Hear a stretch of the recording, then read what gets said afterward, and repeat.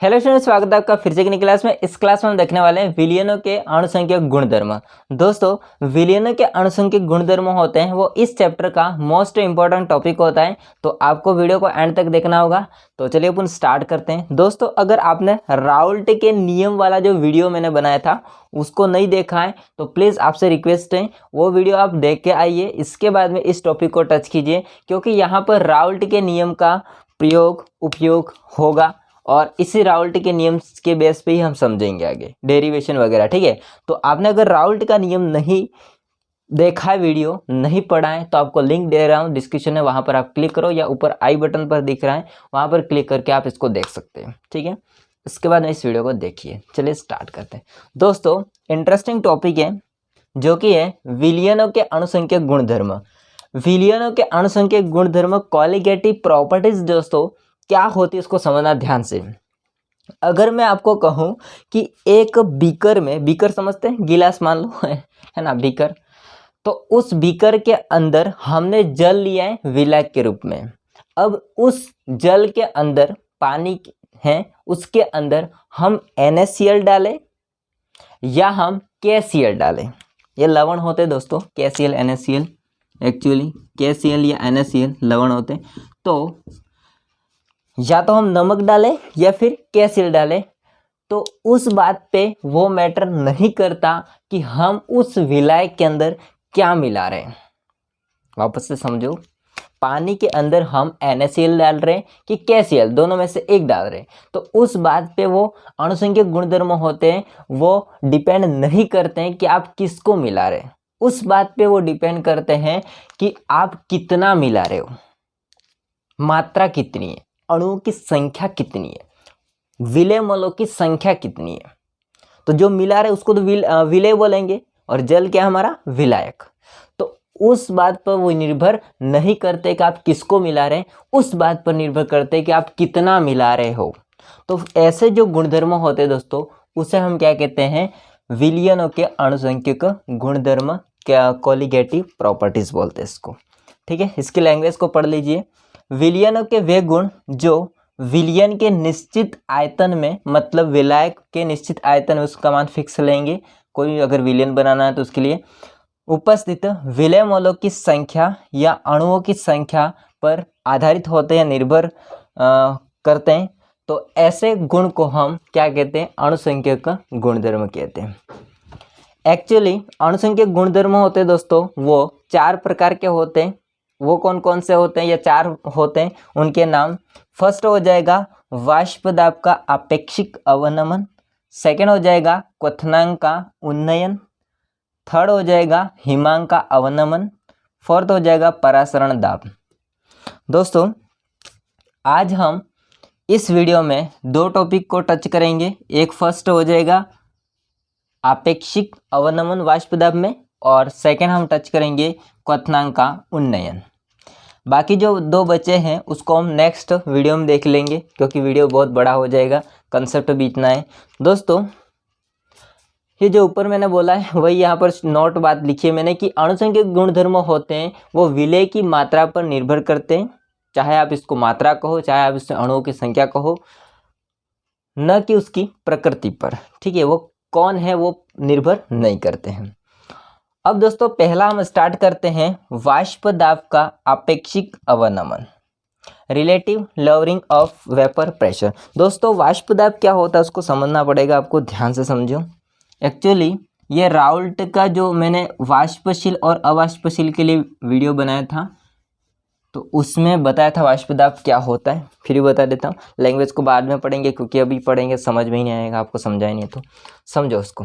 वाष्प दाब का आपेक्षिक अवनमन क्या होता है। दोस्तों, हमने एक कंटेनर लिया है, पात्र लिया है, इस पात्र में हम लोग जल को भर देते हैं विलायक के रूप में।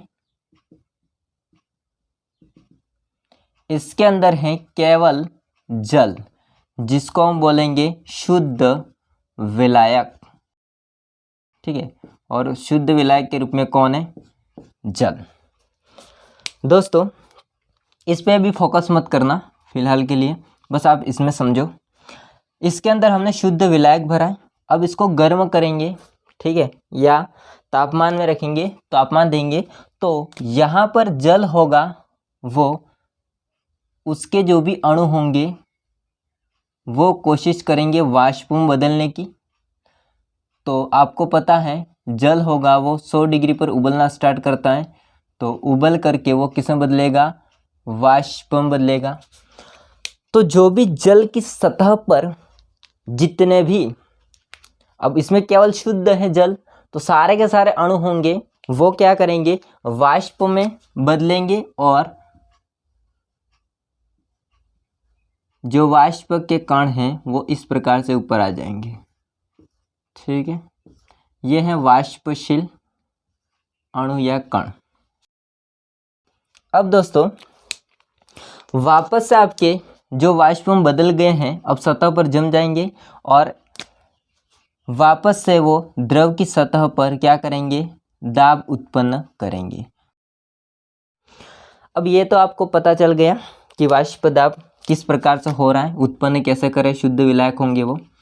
अब इसके वाष्प दाब को हम सिंबल के रूप में मान लेते हैं। जो शुद्ध विलायक का वाष्प दाब मान लेते हैं P0A। ए का मतलब दोस्तों हमने मान लीजिए जल को ए माना है, ठीक है, ए अवयव, तो ए, और पी का मतलब होता है दाब, वाष्प दाब, और नॉट का मतलब होता है शुद्ध के लिए, तो ये हो जाएगा शुद्ध विलायक का वाष्प दाब। अब हम लोग क्या करते हैं, सवना बहुत इंटरेस्टिंग कहानी है इसके अंदर अब शुद्ध विलायक है, उसके अंदर हम विलय के रूप में ठोस NaCl को मिला देते हैं, ठोस विलय NaCl मिला देते हैं, नमक को मिला देते हैं। दोस्तों आपको बताएं कि नमक होगा वो पानी में घुल जाएगा अच्छी तरह से। अब ये जो बना है वो क्या बना है दोस्तों, विलयन बना है। अब ये जो बना है वो क्या बना है, विलयन बना है। और विलयन होता है दोस्तों वो दो लोगों से मिलकर के बना हुआ है, ए और बी से, इसको बी मान लेते हैं हम लोग, अवयव बी। अब वाष्प दाब की बात करते हैं। इसके अंदर जल यानी कि शुद्ध विलायक के कण भी हैं और इसके अंदर नमक के कण भी हैं। तो इस दौरान हम लोग जानते हैं कि शुद्ध विलायक होगा वो वाष्प दाब को उत्पन्न कर रहा है। लेकिन दोस्तों जैसे ही हमने ठोस विलय NaCl के रूप में मिला दिया तो अब केवल जल होगा वो सतह पर नहीं रहेगा, जल के अणु के अलावा भी किसके अणु होंगे, NaCl के कण होंगे। तो बीच बीच में हम मान लेते हैं अवाष्पशील ठोस विलय के कण भी आ जाते हैं। ठीक है, अब दोस्तों आप पहले देखोगे तो यहाँ पर वाष्पशील जो कण हैं वो वाष्प में ज़्यादा बन रहे, यानी कि यहाँ पर आपको अधिक वाष्प देखने को मिलेगा और यहाँ पर आपको कम वाष्प देखने को मिलेगा, क्योंकि अब केवल जल है, जल ही नहीं है, उसके साथ साथ में अवाष्पशील नमक के कण भी हैं।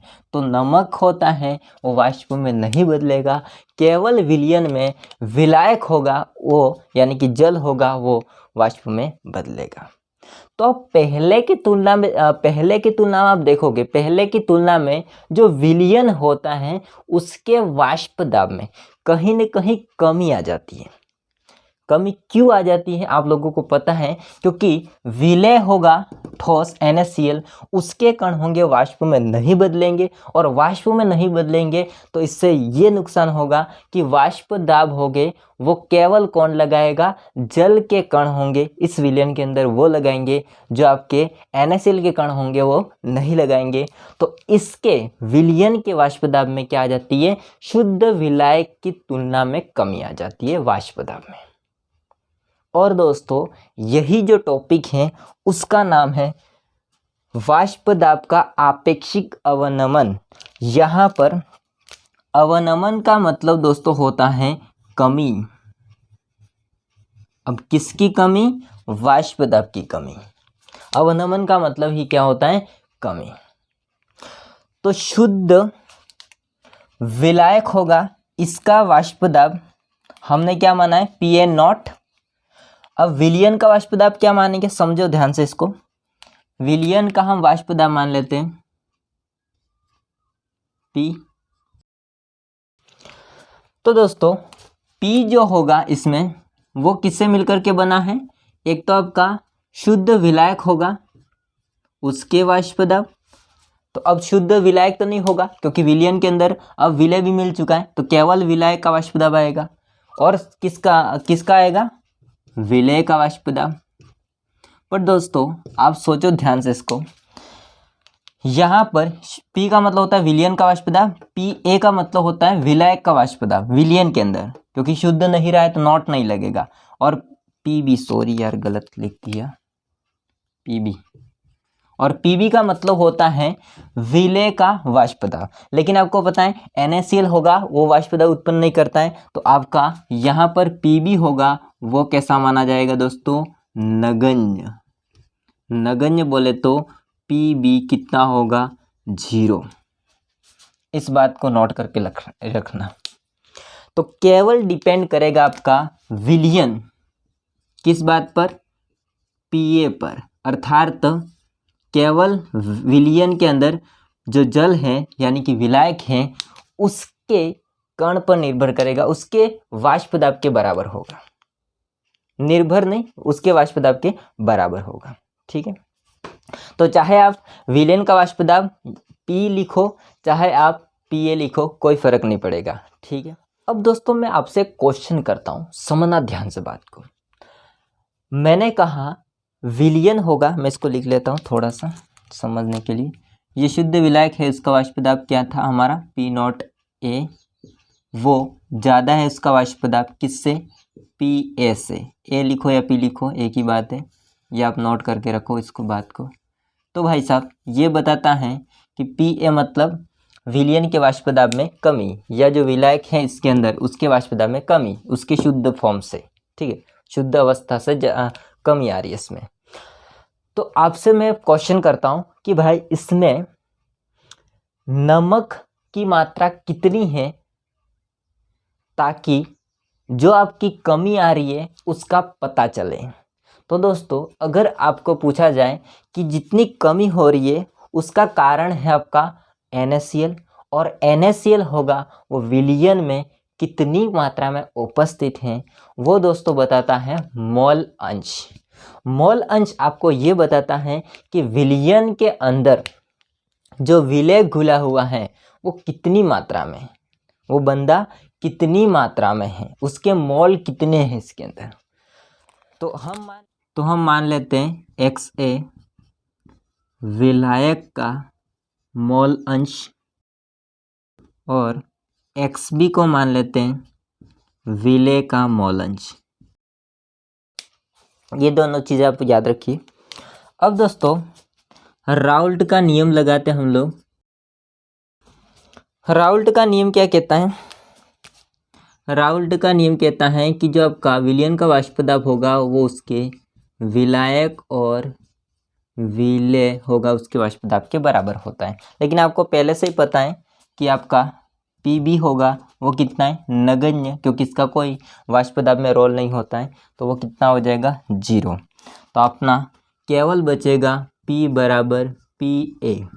और दोस्तों PA होता है वो क्या है हमारा, PA होता है वो है विलायक का वाष्प दाब, और विलायक का वाष्प दाब कितना है वो उसकी मात्रा पे डिपेंड करता है, मतलब उसके मोल अंश पर डिपेंड करता है। तो विलायक का जो वाष्प दाब होगा दोस्तों वो डिपेंड करेगा उसकी मोल अंश पर, तो उसके मोल अंश के समानुपाती होगा, ज़्यादा होगा। तो हम इसको लिख सकते हैं, या इसको लिख सकते हैं कि PA होगा वो किसके समानुपाती होगा, उसके मोल अंश के। XA क्या है, विलायक का मोल अंश। तो दोस्तों इसको खोलेंगे तो आएगा आगे PA बराबर PA0 XA। दोस्तों अभी ये क्या है, तो ये है अपना PA0 शुद्ध विलायक का वाष्प दाब।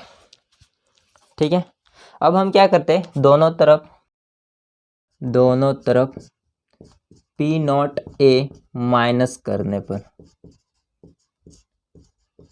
करेंगे, दोनों तरफ इसको माइनस।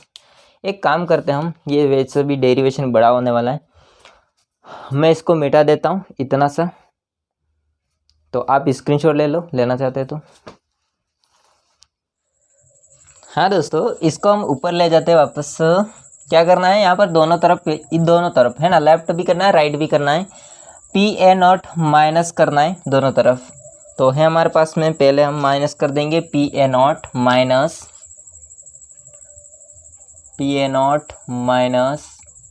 ये वाला लिखेंगे पी ए, ठीक है, कोई कंफ्यूजन नहीं होने का है।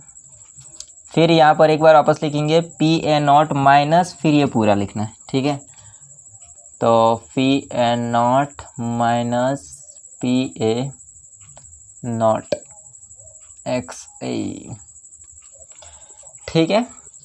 अब दोस्तों यहाँ पर ध्यान से समझिए एक पॉइंट को, ये है शुद्ध विलायक का वाष्प दाब और ये है विलायक का जो विलयन के अंदर है, जो विलयन के अंदर विलायक है उसका वाष्प दाब है। तो यहाँ पर समझो बड़ा कौन है, शुद्ध विलायक का वाष्प दाब, उसमें से माइनस किया है विलयन का वाष्प दाब, या इसको कह सकते हैं विलायक का वाष्प दाब जो विलयन के अंदर है वो, ठीक है। मैं इसको लिख देता हूँ, फिर आप लोग कहोगे यार क्या बार बार। तो पी ए क्या है हमारे पास में, विलायक का वाष्प दाब, शुद्ध विलायक नहीं, शुद्ध विलायक नहीं, विलायक इसके अंदर है, उसकी बात कर रहा हूँ। तो यहाँ पर क्या लिखा है, शुद्ध विलायक का वाष्प दाब माइनस विलायक का वाष्प दाब जो विलय के अंदर है, उन दोनों का अंतर, जो कि हम जानते हैं, जो बड़ा ज़्यादा किसका वाष्प दाब, शुद्ध विलायक का, और कम किसका है, विलयन के अंदर जो विलायक है उसका। क्यों कम हो गया, क्योंकि इसमें हमने ठोस NaCl मिला दिया, विलय मिला दिया, इस कारण से। तो हम इसको लिख सकते हैं दोस्तों, क्योंकि P A naught minus P ए, इसको हम लिख सकते हैं डेल्टा पी, और डेल्टा पी का मतलब होता है यहाँ पर दोस्तों वाष्प दाब का अवनमन, या इसको हम बोल सकते हैं अंतर, वाष्प दाब का अवनमन। तो हम इसके पूरे पर, इस पूरे की जगह हम क्या लिख देंगे, डेल्टा पी बराबर दोस्तों, यहाँ पर समझो पी नॉट ए, इसको हम कॉमन ले लेंगे, तो अपना कॉमन आ जाएगा पी नॉट ए, और बाकी बचेगा इसकी जगह पर एक रहेगा माइनस, यहाँ से बचेगा 1 इंटू एक्स ए, तो एक्स ए बचेगा, ओके। अब दोस्तों हम बात कर लेते हैं, जो मोल अंश होता है इसका एक सूत्र होता है XA प्लस XB बराबर 1। इसका कहने का मतलब ये है, XB यार गड़बड़ हो जाता है तो XA प्लस XB बराबर 1, इसमें क्या होगा, ये कह रहा है कि कोई भी अगर विलयन है उसमें विलय होते हैं उसके सभी घटकों के मोल अंश होता है वो कितना होता है, 1 होता है। तो यहाँ पर हमने 2 घटक लिए हैं, उस 2 अवयव का मोल अंश कितना है, 1। अब इसमें से हम XB को अकेला करेंगे तो 1 माइनस हो जाएगा XA। अब जो 1 माइनस XA है, और यहाँ पर भी क्या है 1 माइनस XA है, तो 1 माइनस XA का मान कितना है, XB। तो हम इस पूरे की जगह पर क्या लिख सकते हैं, XB, क्योंकि 1 माइनस XA किसके बराबर है, XB के बराबर है। तो फाइनल हमारा सूत्र निकल के आ जाएगा डेल्टा P बराबर P नॉट A XB। यहाँ गौर करने की एक बात आई है, सुनो ध्यान से, डेल्टा P दोस्तों होगा वो समानुपाती है XB के। अब इसका क्या मतलब होता है, समझो क्या होता है दोस्तों, इसका मतलब होता है, ये क्या हमारे पास में, ये है हमारे पास में विलय का मोल अंश, ये क्या है हमारे पास में, अवनमन। कहने का मेरा मतलब ये है दोस्तों, ये सूत्र मेन सूत्र तो ये रहा अपना, ठीक है, लास्ट जो निकला है, ये कहना चाहता है सूत्र कि भाई साहब जो भी कमी आ रही है वाष्प दाब में जो भी कमी आ रही है वो डिपेंड कर रही है कि उसके अंदर विलेय का मोल अंश कितना है। और मैंने स्टार्टिंग में आपको बताया था कि हमको इसके अंदर जो विलेय है वो कितना मिला हुआ है, जिस वजह से विलायक के वाष्प दाब में कमी आ रही है, विलयन के वाष्प दाब में कमी आ रही है। तो हमको विलेय का कितना मान है और वो कितनी कमी कर रहा है वाष्प दाब में, वो अगर पता लगाना है तो इस सूत्र के माध्यम से आप पता लगा सकते हो। ठीक है, ये बता रहा है सीधा सीधा कि जितना विलेय का मोल अंश, जितना हम NaCl इसमें मिलाते जाएंगे विलायक के अंदर, तो उतनी ही क्या आ जाएगी, वाष्प दाब में कमी, वाष्प दाब में उतना ही अवनमन होगा, ये बात बोल रहा है। तो ये कुल मिला के बात हो गई वाष्प दाब का आपेक्षिक अवनमन। एक बार इसको वापस समझ लो ध्यान से, देखो सुनो ध्यान से, कान खोल के सुनो भैया। वाष्प दाब का आपेक्षिक अवनमन क्या होता है उसको समझना ध्यान से। जब हमारे पास में एक शुद्ध विलायक होता है, वो शुद्ध विलायक होगा, वो तापमान देने पर वाष्प में बदलेगा। अगर उसके ऊपर बेलजार लगा होता है, बंद पात्र है, ये इसको बेलजार बोलते हैं, तो लगा होता है, तो वो क्या करेगा, ऊपर वाष्प कण होंगे वो ऊपर जाएंगे, ठीक है, चिपक के फिर वापस नीचे आएंगे और द्रव की सतह पर वाष्प दाब उत्पन्न करेंगे। अब वहाँ पर शुद्ध विलायक है तो शुद्ध विलायक में वाष्प दाब उत्पन्न होता है। अब इसमें हम क्या करते हैं, इसमें हम एक अवाष्पशील ठोस विलेय मिला देते हैं। अब इसमें क्या होगा कि जो आपका शुद्ध विलायक होगा वो वाष्प में बदल रहा था, जितना वाष्प दाब उत्पन्न कर रहा था अब उतना वो नहीं कर पाता है, क्योंकि जहाँ पर जो जल होता है उसके अणुओं के या कणों की संख्या के साथ साथ में वहाँ पर NaCl या ठोस विलेय के कण भी उपस्थित होते हैं, जो कि उतना वाष्प में बदलने नहीं देते हैं। वाष्प दाब में क्या आ जाती है, कमी आ जाती है। तो दोस्तों हमको इसके अंदर कितने विलेय की मात्रा है जो कि वाष्प दाब में कमी उत्पन्न कर रहे हैं, अवनमन कर रहे हैं, उसको पता लगाने के लिए हम लोगों ने डेरिवेशन किया, राउल्ट का नियम हमने लगाया और राउल्ट के नियम के माध्यम से लास्ट हमको पता चला है कि जो विलेय का मोल अंश है, जो ठोस NaCl का मोल अंश है, वो वाष्प दाब में जो अवनमन हो रहा है उसके कैसे होता है, समानुपाती। डन। तो इसका स्क्रीनशॉट लो भाई फटाफट से। अब नेक्स्ट टॉपिक पढ़ते हैं आगे। अब दोस्तों एक बात ध्यान रखो, ये जो चीज़ मैंने आपको बताई है ना, ये वाली चीज़ कि वाष्प दाब में कमी हो रही है विलयन के अंदर, इसके अंदर मिला दिया। अब मैं जब ये पढ़ाऊंगा सेकंड टॉपिक जो उन्नयन वाला, क्वथनांक का उन्नयन पढ़ाऊंगा, उसमें ये वापस नहीं बताऊंगा, आप समझ लेना ध्यान से। इसको याद रखो फटाफट से, इसको याद रखना है आपको, अभी काम में आएगा जस्ट। हाँ दोस्तों, अब हम लोग समझते हैं क्वथनांक का उन्नयन। क्वथनांक का उन्नयन दोस्तों समझने से पहले आपको समझना पड़ेगा क्वथनांक क्या होता है। दोस्तों क्वथनांक होगा एक ऐसा ताप होता है जिस ताप पर किसी भी द्रव का जो वाष्प दाब होता है वो वायुमंडलीय दाब के बराबर हो जाता है। तो इस दौरान द्रव अवस्था से वो जो भी द्रव होगा वो वाष्प अवस्था अर्थात गैस अवस्था में परिवर्तित हो जाएगा। तो उस तापमान को हम लोग क्या कहते हैं, क्वथनांक कहते हैं, बॉइलिंग पॉइंट कहते हैं। पढ़िए इस डेफिनेशन को। किसी द्रव का क्वथनांक वह ताप है जिस पर द्रव का जो वाष्प दाब होगा दोस्तों वो वायुमंडलीय दाब के बराबर होता है, तो उसे हम क्या कहते हैं, क्वथनांक कहते हैं। इस लैंग्वेज को पढ़ने से पहले कंसेप्ट को समझिए ध्यान से। दोस्तों हम मान लेते हैं ये लेवल है वायुमंडलीय दाब का।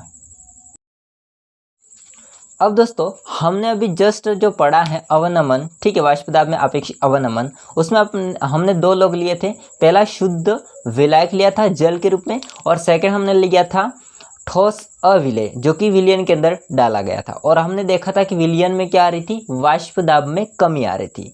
तो वही कंसेप्ट यहाँ पर लगाना है इसके अंदर, बट इसमें क्या होगा कि वहाँ पर वाष्प दाब को हम रिलेट कर रहे थे और यहाँ पर वाष्प दाब का उल्टा क्वथनांक को रिलेट करेंगे। समझना ध्यान से। यहाँ पर मान लेते हैं ये वायुमंडलीय दाब का लेवल है, किसी भी द्रव का जो भी वाष्प दाब होगा उसको हम तापमान देंगे और तापमान देते देते वो जो वाष्प दाब होगा वो इस वायुमंडलीय दाब के बराबर हो जाएगा, तो उस दौरान वो द्रव वाष्प में बदल जाएगा।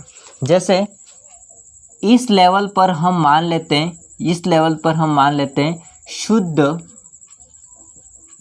विलायक का वाष्प दाब, और वो कौन है, हमारा जल, पानी, जो कि पहले बीकर में हमने लिया था वही चीज़ है। तो शुद्ध विलायक का वाष्प दाब है इधर। अब दोस्तों शुद्ध विलायक को हमको गर्म करना है, तापमान देना है, और तापमान देने के पश्चात इसका जो वाष्प दाब होगा दोस्तों इस लेवल पर है, वो वाष्प दाब किसके बराबर हो जाता है, वायुमंडलीय दाब के बराबर हो जाता है। तब आपका जल होगा वो उबलना स्टार्ट करेगा, वाष्प में बदलना स्टार्ट करेगा। तो हम धीरे धीरे तापमान को देते जाएंगे और एक टाइम पर ये आपका द्रव होगा, उसका वाष्प दाब वायुमंडलीय दाब के बराबर हो गया। ठीक है, अब यहाँ पर मैं सिंबल का मेरे लव समझ लेना ध्यान से।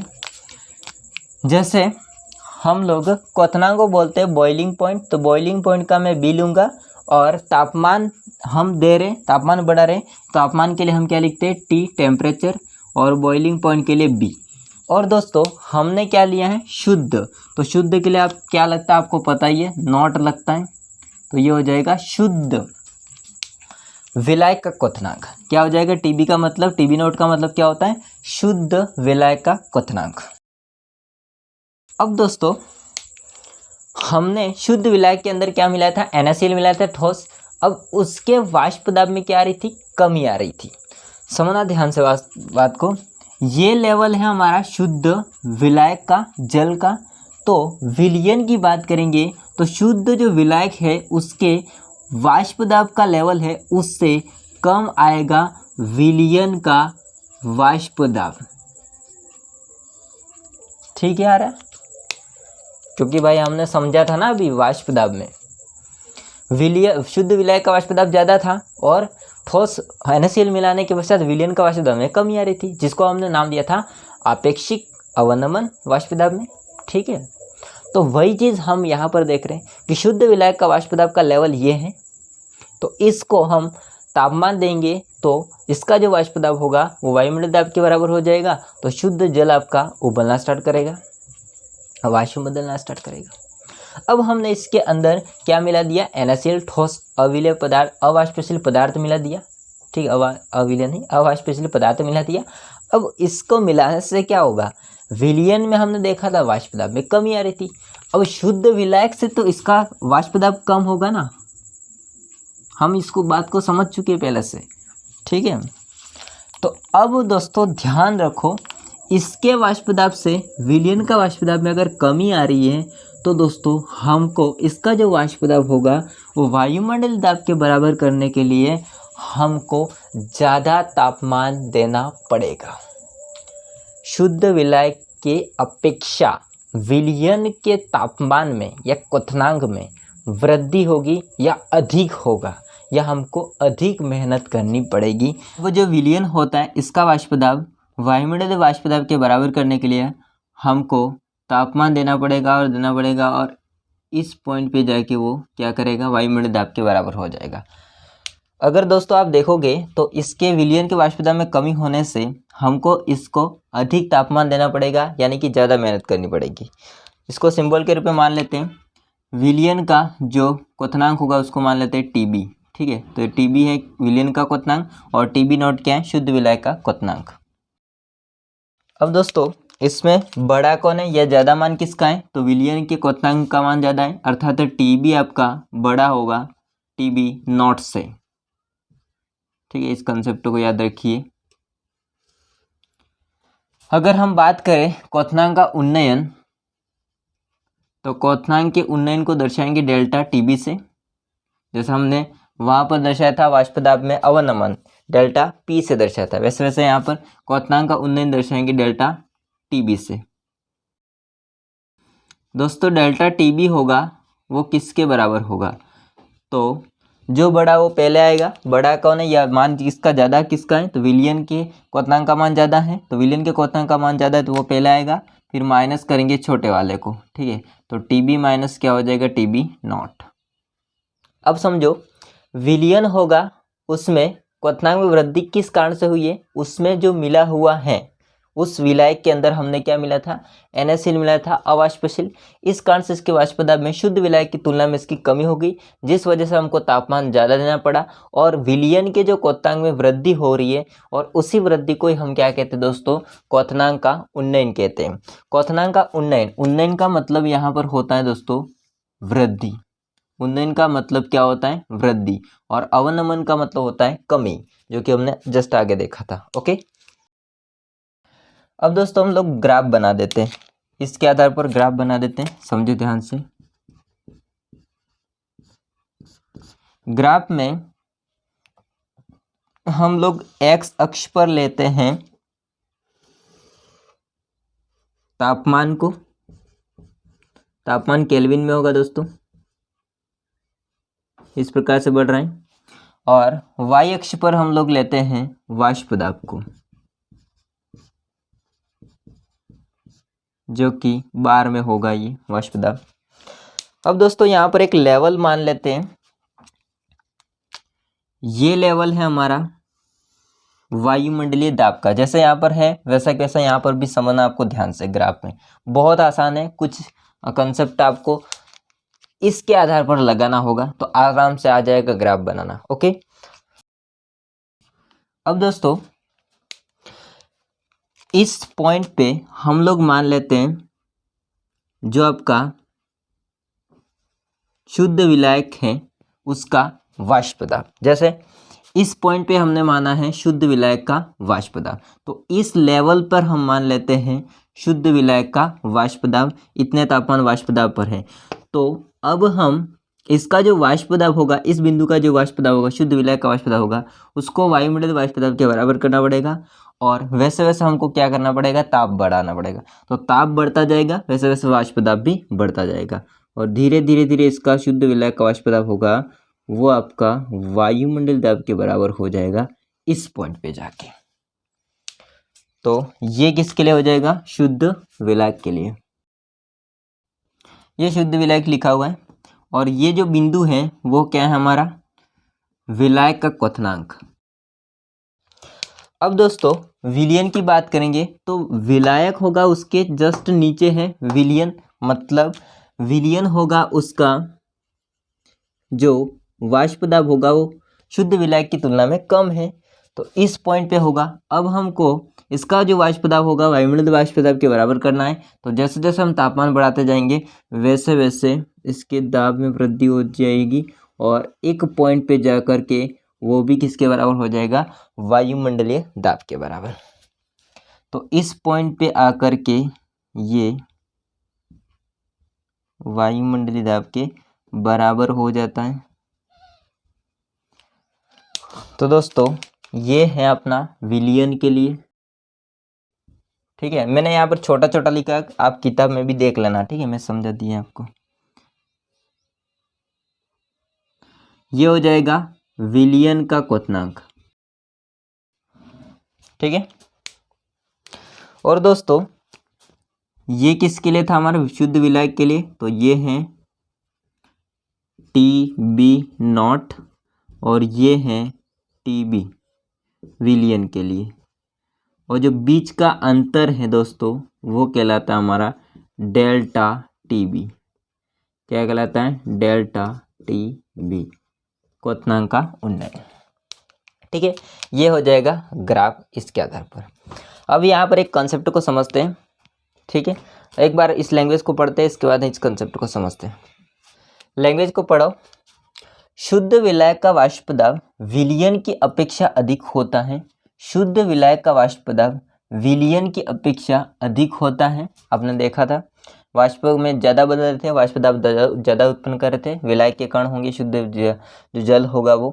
अतः इसे गर्म करने पर इसका वाष्प दाब वायुमंडल दाब के बराबर हो जाता है। अतः इसको गर्म करने पर वायुमंडल दाब के बराबर हो जाता है, तो वो इसका क्वथनांक बिंदु कहलाता है। ठीक है, परंतु विलयन का वाष्प दाब होगा वो शुद्ध विलायक की अपेक्षा कम होने के कारण से, शुद्ध विलायक होगा उसकी अपेक्षा विलयन का वाष्प दाब कम होने के कारण से वायुमंडलीय दाब के बराबर करने के लिए अधिक तापमान यानी कि क्वथनांक देना होगा। अब इसको वायुमंडल दाब के बराबर करने के लिए विलयन होता है, उसको हमको ज़्यादा तापमान देना पड़ेगा, ज़्यादा मेहनत करनी पड़ेगी। ठीक है, इस प्रकार विलयन का जो क्वथनांक शुद्ध विलायक का क्वथनांक होगा उससे अधिक आता है। इस प्रकार से जो शुद्ध विलायक होगा उसके क्वथनांक से विलयन का क्वथनांक अधिक आता है, और उसी घटना को हम क्या कहते हैं, क्वथनांक का उन्नयन कहते हैं। ठीक है, आगे समझते हैं डेरिवेशन से। क्वथनांक का जो उन्नयन हो रहा है दोस्तों, जो क्वथनांक का उन्नयन है डेल्टा टी बी, वो विलयन में उपस्थित विलेय के मोलल सांद्रता यानी कि मोललता के समानुपाती होता है। दोस्तों जो क्वथनांक में उन्नयन हो रहा है, जो वृद्धि हो रही है विलयन के अंदर, वो उस विलयन के अंदर जो अवाष्पशील मिले हुए हैं ठोस विलेय के कण, उसकी मोलल सांद्रता या मोललता के समानुपाती होता है। मतलब कि उसके अंदर हम लोग विलय हो गए, उसके अणुओं की संख्या जैसे जैसे बढ़ाते जाएंगे वैसे वैसे विलयन के वाष्प दाब में कमी होती जाएगी, उतना ही क्या बढ़ता जाएगा, क्वथनांक बढ़ता जाएगा, उतना ही उसका जो वाष्प दाब होगा वायुमंडल दाब के बराबर करने के लिए हमको ज़्यादा तापमान देना पड़ेगा। तो हम इसको सीधा सीधा कह सकते हैं कि आपका डेल्टा टी बी होगा वो दोस्तों मोललता के समानुपाती होगा। दोस्तों मोललता होता है वो ये कहता है कि विलेय के मोल ओपन नीचे आ जाएगा विलायक का द्रव्यमान। ठीक है, विलेय के मोल बटे नीचे आ जाएगा विलायक का द्रव्यमान। 1 किलोग्राम विलायक में उपस्थित विलेय मोलों की संख्या वो कहलाता है दोस्तों मोललता। मोलरता नहीं, मोललता, लता। ठीक है, इसको हटाएंगे तो यहाँ से हो जाएगा एक कांस्टेंट, तो कांस्टेंट आ जाएगा के बी इंटू एम। एक छोटा सा फॉर्मूला है, ये बन जाता है क्वथनांक के उन्नयन के लिए। दोस्तों यहाँ पर जो आपका के बी होगा उसको कहते हैं क्वथनांक उन्नयन स्थिरांक, और इसका जब न्यूमेरिकल्स होता है तो इसमें मान दे रखा होता है, टेंशन लेने की ज़रूरत नहीं है। ठीक है, और एम क्या होता है दोस्तों, तो एम होता है मोललता। तो दोस्तों आई होप को सारा समझ में आया होगा, और दोस्तों कुछ डाउट है तो कमेंट करके बताएगा, तो मैं अगर इसके लिए डाउट है उसके लिए अलग से वीडियो बना दूंगा। ठीक है, तो वीडियो कैसा लगा कमेंट करके बताइए। वीडियो अच्छा लगा हो तो लाइक कीजिए, चैनल को सब्सक्राइब नहीं कर देना। मिलता है नेक्स्ट वीडियो में, तब तक के लिए जय हिंद, वंदे मातरम। स्क्रीनशॉट ले लेना।